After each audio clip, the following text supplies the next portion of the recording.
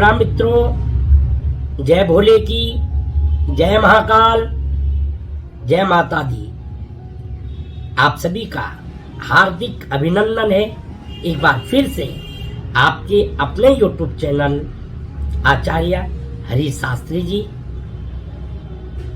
आप सभी को आज कुंडली के अनुसार यदि आपकी जन्म पत्रिका है तो उसमें केतु कैसे खराब होता है, और अगर जन्म पत्रिका नहीं है तो उसके क्या लक्षण हैं कि सिर्फ आपने लक्षण देखने हैं और आपको पता चल जाना है कि आपका जरूर जन्म पत्रिका में केतु ग्रह कहीं ना कहीं गड़बड़ है, कहीं ना कहीं खराब है।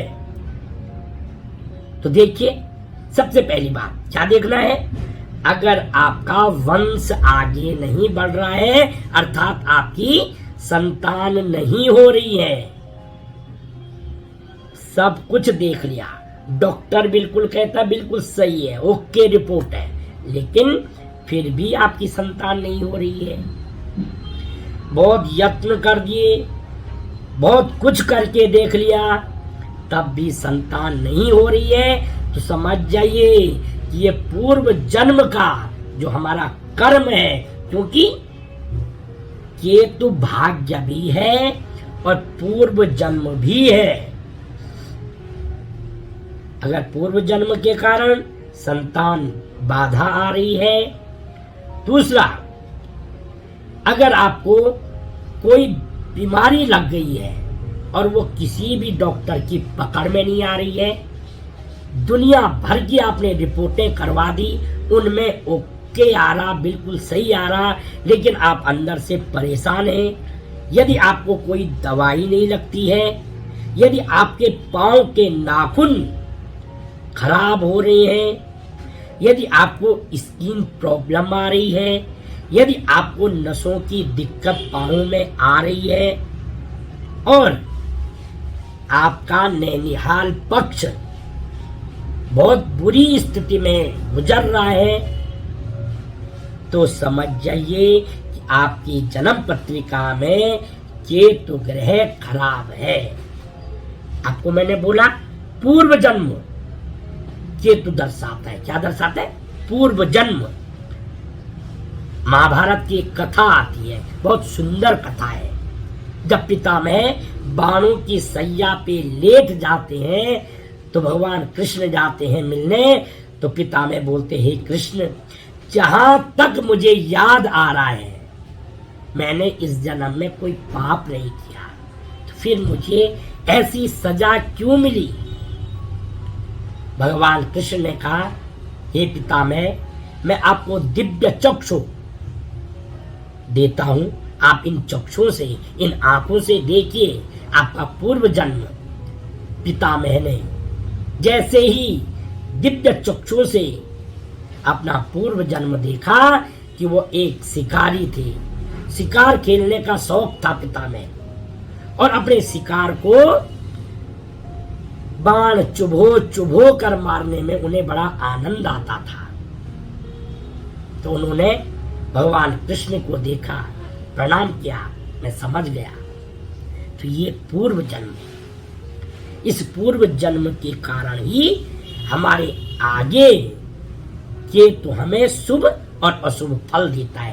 केतु कुलस्योन्नति, केतु कुलस्योन्नति, जो हमारी कुल की उन्नति और अवनति करवाता है वो केतु है।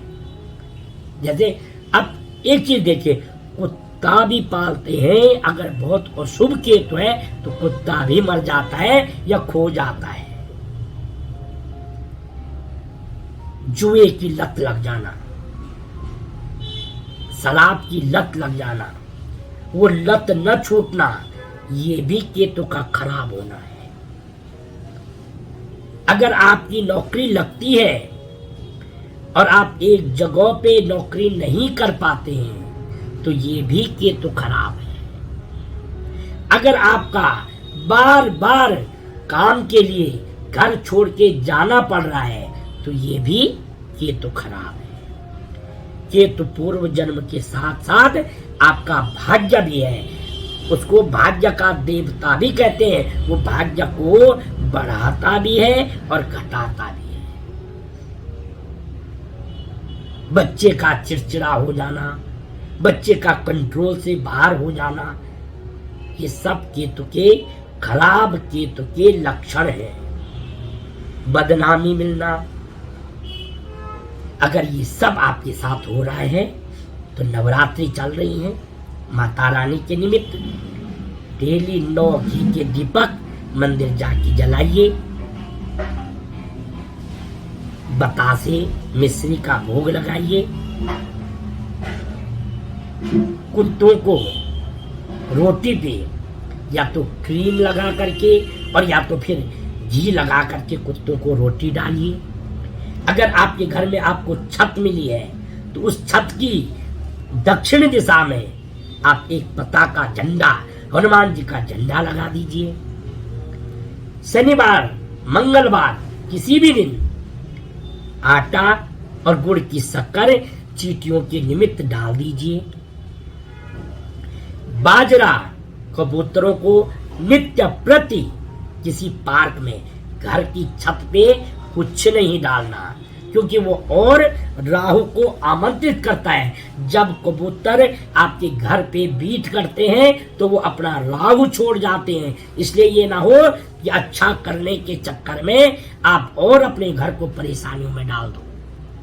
तो घर के बाहर कहीं पार्क हो, कहीं थड़ बनी होती, कई जगह कबूतर होते, उनको बाजरा डाल दो। मंगलवार को हनुमान जी को बूंदी का प्रसाद और एक घी का दीपक जलाइए।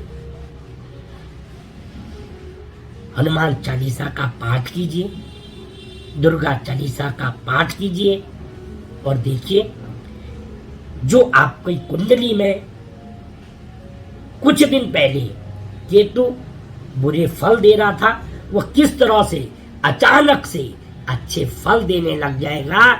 ये आप तुरंत आजमाइए। अगर आपको वीडियो अच्छी लगी तो मेरे चैनल को सब्सक्राइब, लाइक, शेयर और बेल बजा दीजिए। और एक काम जरूर कीजिए, अगर बहुत अच्छी लगी है तो जय भोले की, जय महाकाल बोल करके आनंद लीजिए। भगवान से प्रार्थना करता हूँ आप सभी यशवान, आरोग्यवान बने रहें। जय भोले की, जय महाकाल।